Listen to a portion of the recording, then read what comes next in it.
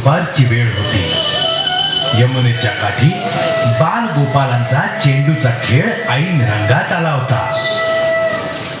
कृष्णाचे सारे सवंगडी खेळामध्ये मग्न झाले होते.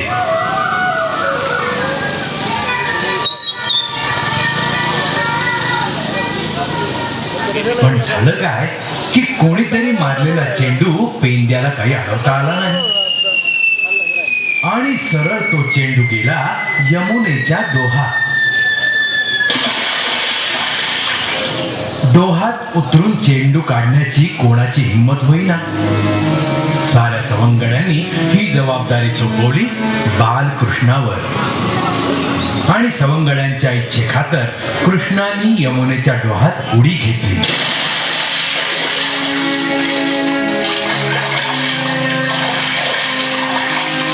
साप साप साप साप पाणी कापत बालकृष्ण डोहाच्या मध्यावर आला आणि सुरुवात झाली एका धुमस चक्रीला.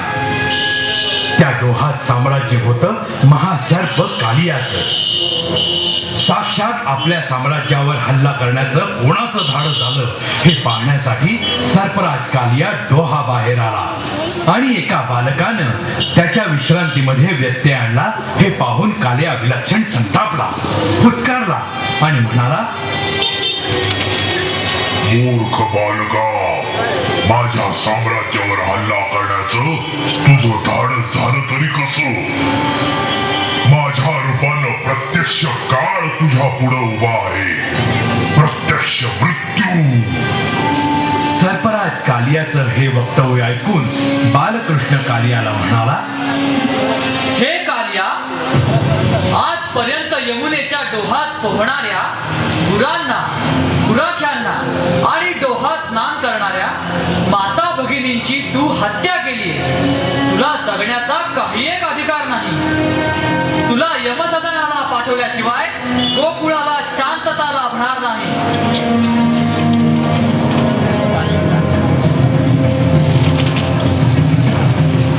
कालिया विलक्षण संतापला, रागानं बेभान झाला आणि विषाचे लोटच्या लोट बाहेर टाकत फुटकारला, हे क्षुद्र बालका, देवादी देवांना ते जमलं नाही ते तुझ्यासारखं एकटश्चित बालक काय करणार? बऱ्या बोलानं तो इथून चालता हो, नाहीतर आता मात्र तुझा मृत्यू अटळ आहे. असं बोलून कालिया कृष्णाच्या अंगावर फुटकार टाकू लागला. कृष्ण आणि कालियाचं घनघोर युद्ध चालू झालं. सारे गोकुळ भयभीत होऊन यमुनेकाठी जमू लागले.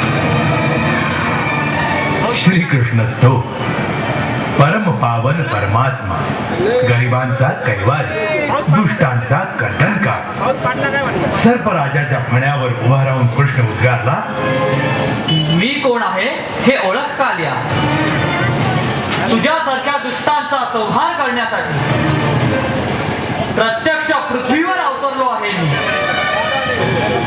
तू इथून निघून जा कालिया, आपल्या अहंकाराचा त्याग करून निघून जा. पण ऐकेल तो कालिया कसला. तो कृष्णावर अधिकच चवताळून हल्ला करू लागला.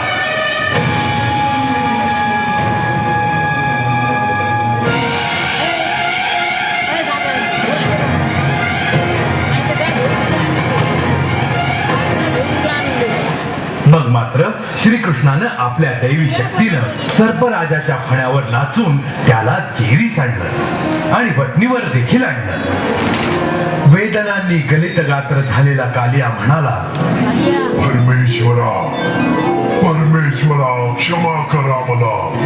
मी आपल्याला ओळखलं नाही, आपली शक्ती जाणली नाही. मी चुकलो, मला क्षमा करा भगवान, क्षमा करा.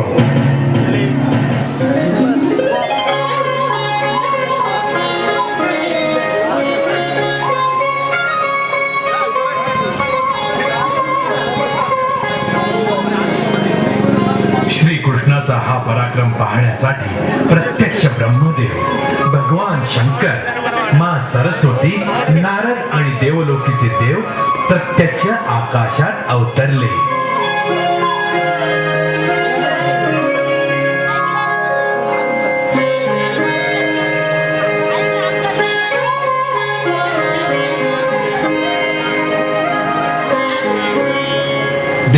मंडपाची सजावट शंकर जिंदम, देखावा लाईट व्यवस्था शिंगी इलेक्ट्रिकल्स, मंडप व्यवस्था